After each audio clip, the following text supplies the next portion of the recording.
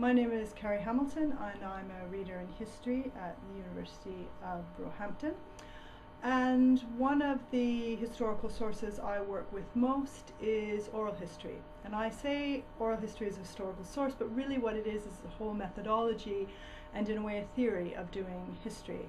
And I'll say something about that in a moment. The reason I started using oral history was because when I first did my PhD, I was working on a relatively understudied topic in the Basque Country. I was looking at women's participation in political violence in the independence movement in the Basque Country.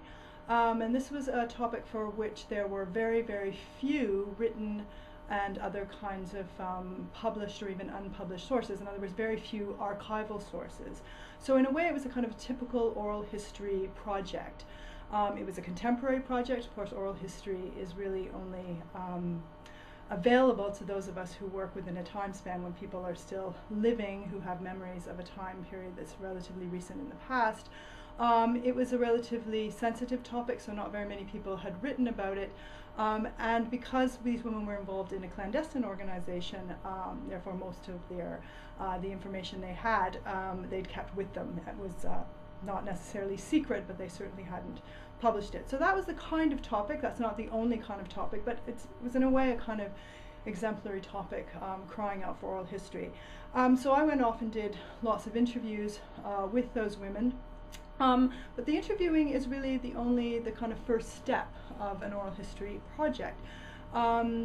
The interview itself is the raw material, if you like. So as oral historians, we think about lots of things, not only the kinds of questions we're going to ask, who we're going to ask them to, how we're going to find our informants or our narrators, but we also ask what environment do we want to do the interview in, what's the place, the location that would be most conducive to a comfortable interview that will allow the interviewee to open up and tell us her or his life story, because usually we're not just asking questions about particular events, facts in the past. We also want to get a sense of what our interviewees and what our narrators feel, how they experience the past, precisely the kind of information it's more difficult to get often from documentary or other kinds of sources. So we want to think of oral history not only as a way of talking to people who were maybe left out of the record, but also getting information that is also left out of the record, more the kind of, as I said, the emotional, the experiential side of history, although sometimes you do get necessarily factual information that isn't available elsewhere. Like all historians, then we have to verify our facts with other sources. So in that sense, oral history isn't that different from other kinds of history. Sometimes documentary historians are made a bit nervous by oral history because it relies so much on people's memory, and indeed we know that memory is fallible. It's good to keep in mind that a lot of the sources we think of as being written sources actually were originally spoken sources. Even something as basic as Hansard, you know, the reports of the parliamentary debates and so on begin as oral debates that are later written down. Newspaper sources often rely on interviews, for example. So that division between oral and written sources is to a certain extent a false one.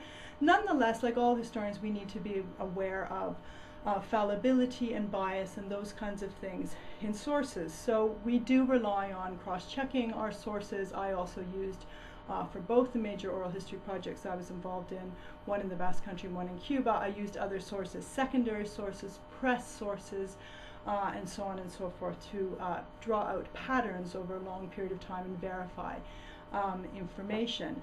But the question of memory, as oral historians have noted, is actually something we can turn to our advantage in oral history.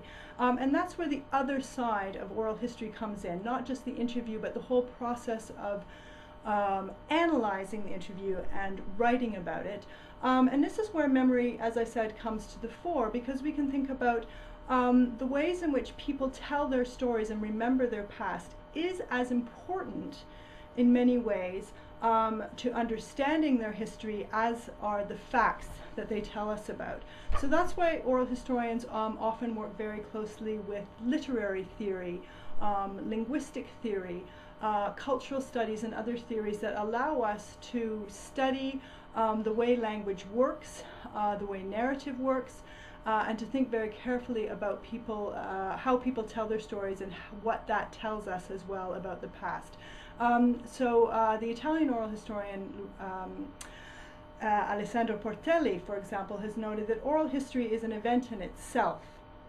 The whole process of oral history tells us something about history which is quite different than many of the things we get from documentary sources. So I would think of oral history really as being an entire process, right from the beginning of thinking about the kinds of people you want to interview, right to the end, and that the process of analyzing the sources, interpreting the interviews themselves, is as important as the kinds of people we interview and the kinds of questions that we ask.